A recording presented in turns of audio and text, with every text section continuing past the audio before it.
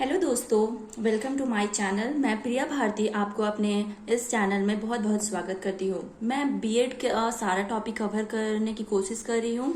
आज मैं पढ़ाने जा रही हूँ अचीवमेंट टेस्ट, उपलब्धि परीक्षण होता क्या है। ठीक है, उपलब्धि परीक्षण ऐसे परीक्षणों को कहा जाता है जिसमें एक शिक्षक यह पता करने का प्रयास करता है कि जो उसने बच्चों को पढ़ाया उसे बच्चों ने किस मात्रा तक समझा या जाना।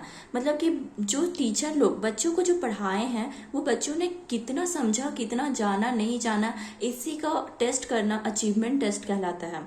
यह सभी सूचनाओं की जानकारी हेतु शिक्षक जिस मार्ग का प्रयोग करता है उसे अचीवमेंट टेस्ट कहते हैं।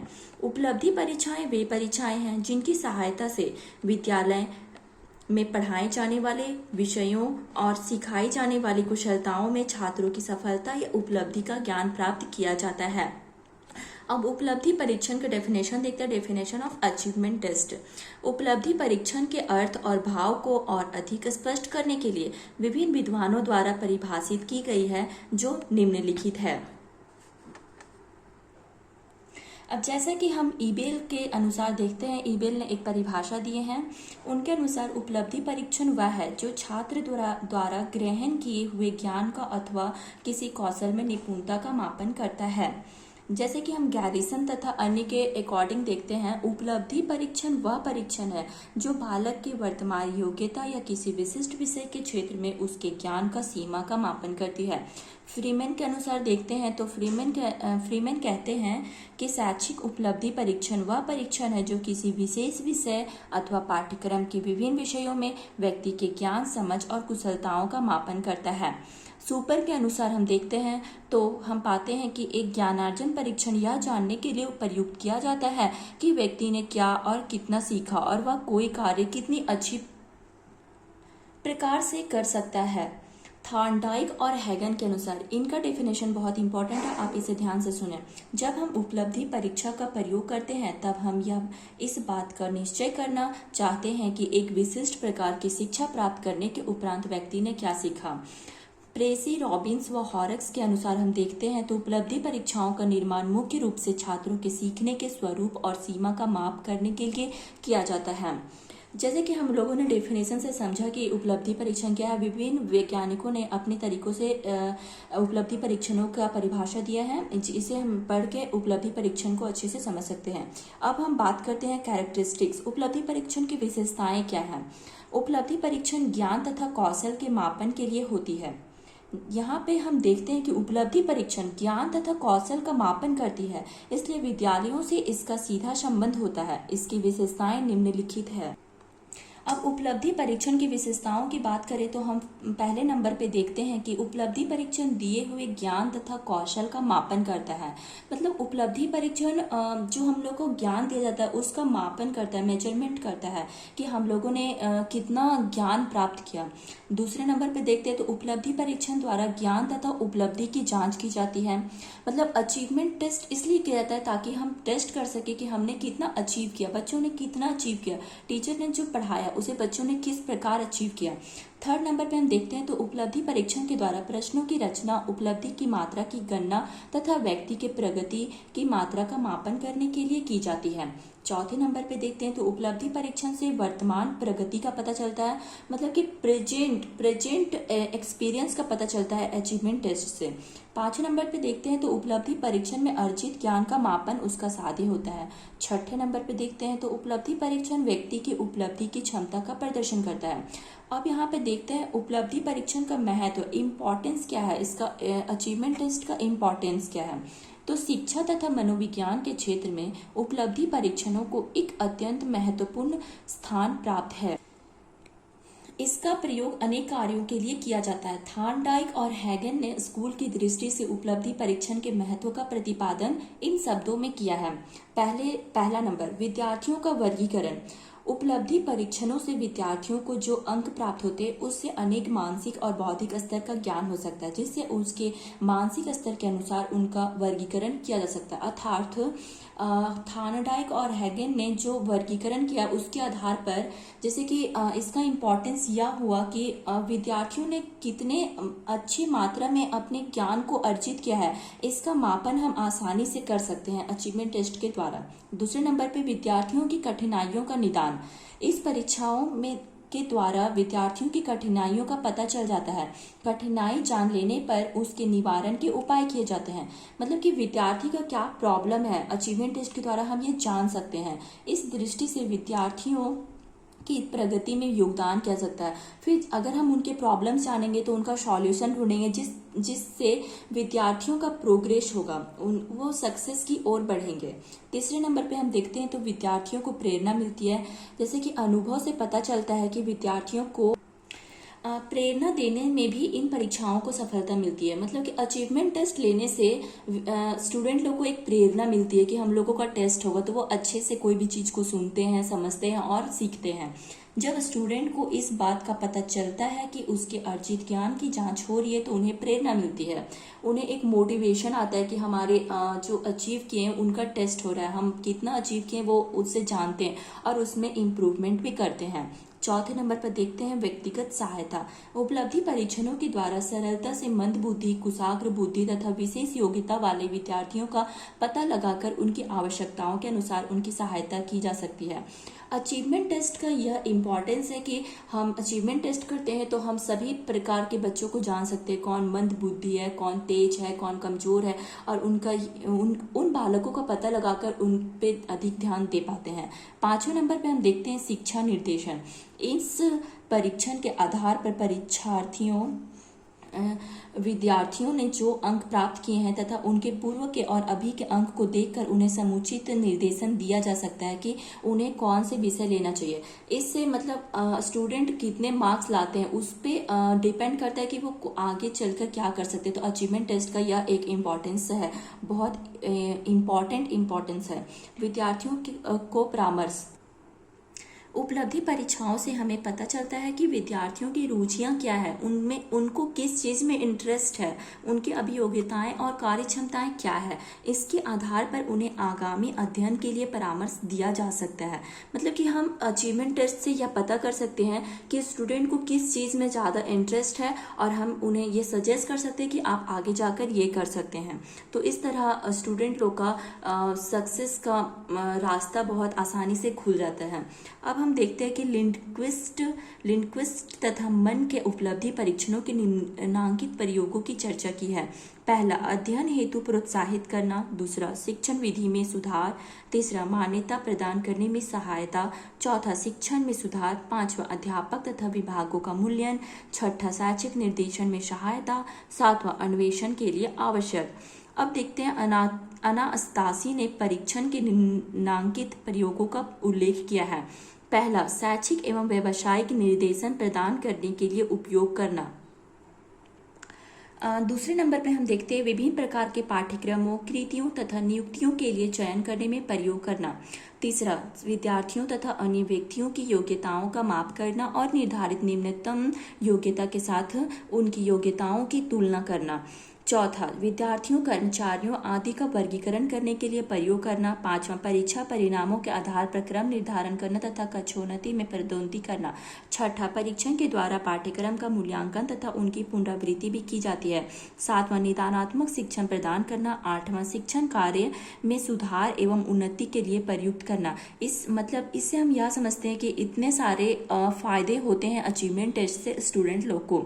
अब उपलब्धि परीक्षण के उद्देश्य देखते हैं, इसका क्या उद्देश्य है, ऑब्जेक्टिव क्या है अचीवमेंट टेस्ट का।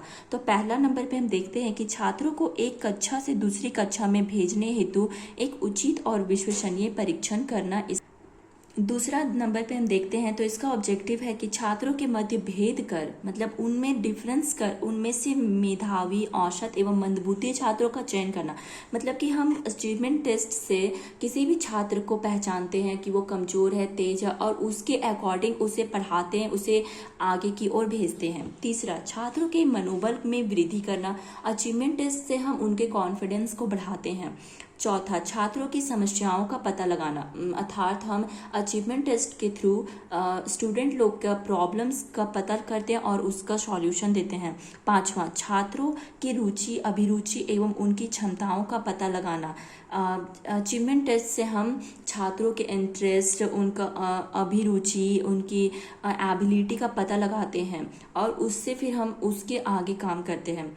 अब देखते हैं उपलब्धि परीक्षण के प्रकार, टाइप्स, कितने टाइप्स के होते हैं अचीवमेंट टेस्ट। तो अचीवमेंट टेस्ट नॉर्मली 2 टाइप्स ही होते हैं, एक होते हैं टीचर मेड टेस्ट और एक स्टैंडर्डाइज टेस्ट।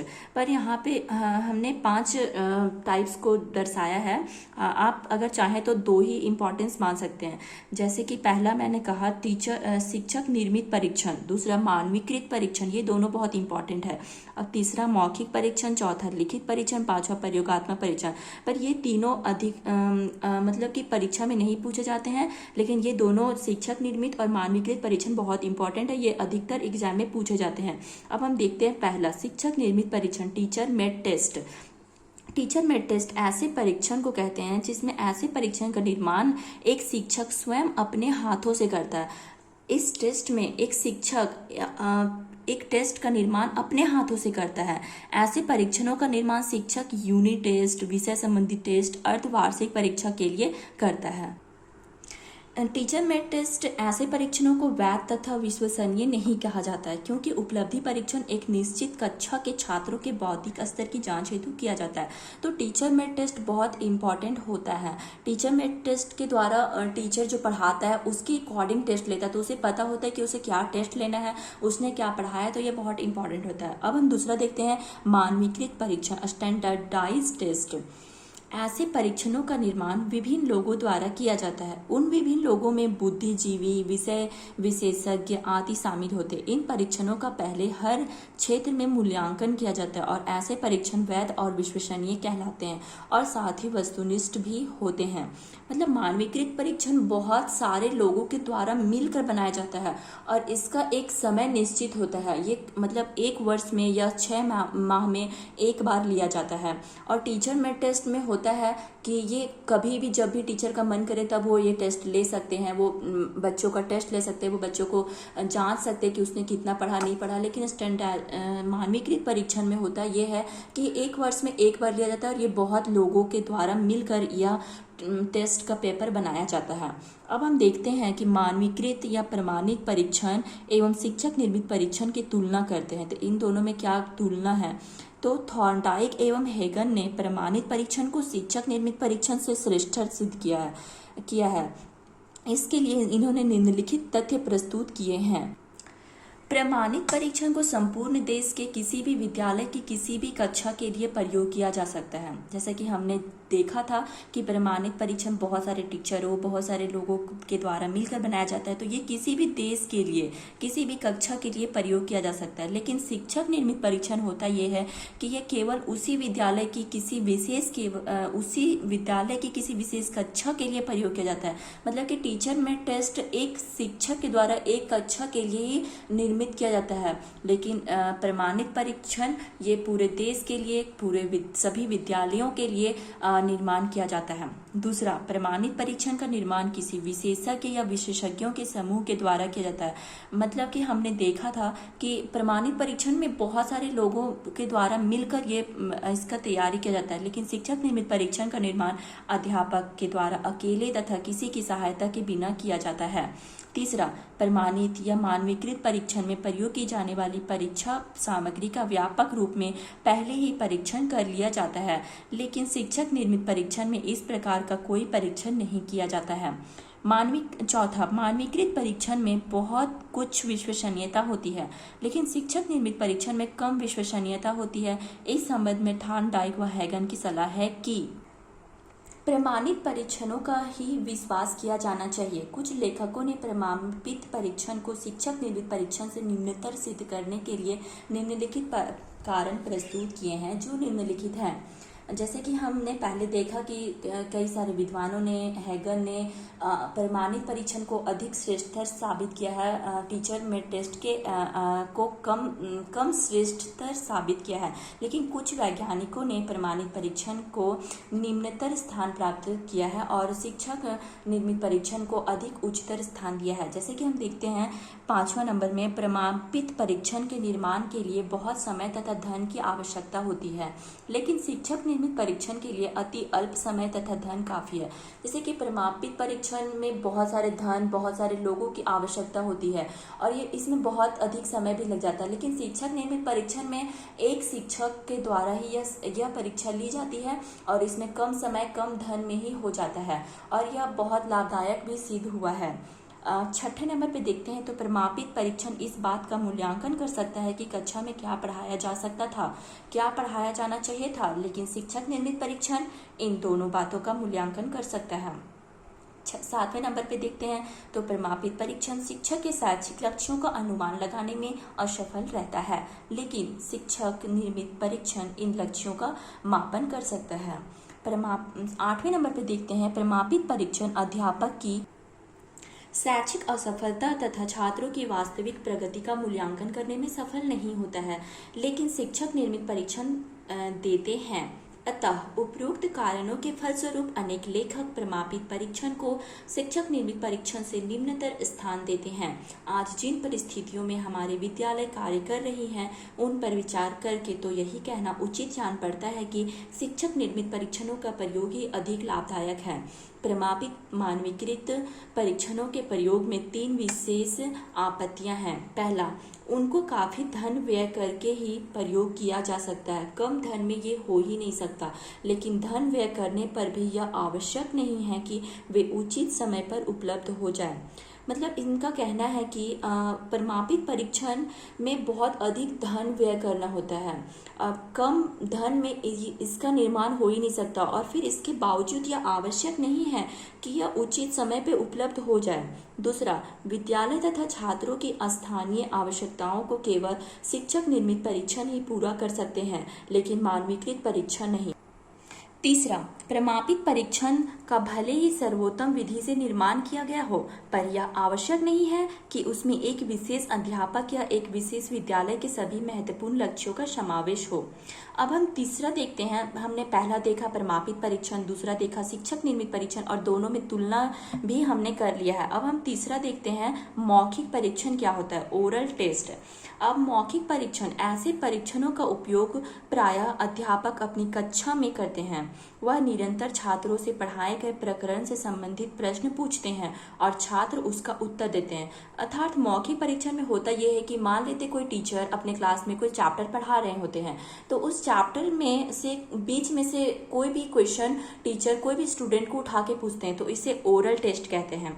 चौथा देखते हैं तो लिखित परीक्षण, रिटन टेस्ट। ऐसे परीक्षण में प्रश्न लिखित रूप में पूछे जाते हैं और छात्र भी लिखित माध्यम से ही उनका उत्तर देते हैं।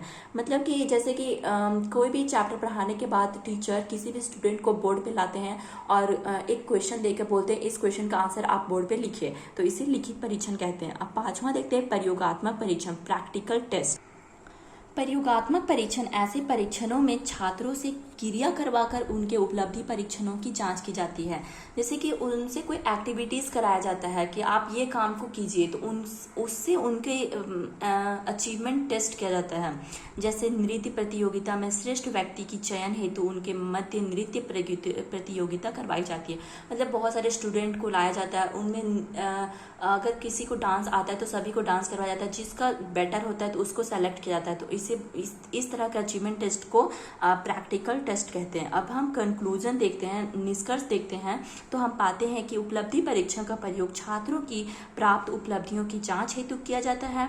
जैसा कि हमने पूरे पढ़ लिया है कि हमें उपलब्धि परीक्षण क्यों करनी चाहिए, उसकी आवश्यकता क्या है, उसका महत्व क्या है, हमने बहुत सारे डेफिनेशन भी देखे हैं। इसमें यह प्रयास किया जाता है कि छात्रों के मानसिक स्तर और बौद्धिक स्तर में हुए वृद्धि को जानने के लिए उपलब्धि परीक्षणों का प्रयोग किया जाता है। छात्रों का बौद्धिक क्षमता को जानने के लिए अचीवमेंट टेस्ट का प्रयोग किया जाता है, उसने कितने मात्रा में सीखा ये जानने के लिए अचीवमेंट टेस्ट किया जाता है। और अचीवमेंट टेस्ट बहुत इंपॉर्टेंट होता है स्टूडेंट के लिए, प्रत्येक स्कूल में अचीवमेंट टेस्ट होना चाहिए। अब हम देखते हैं कि जनरली 4 टाइप्स ऑफ क्वेश्चंस होते हैं, ठीक है। पहला शॉर्ट टाइप ऑफ क्वेश्चन, दूसरा long type of question, third incomplete type of question और fourth objective type of question.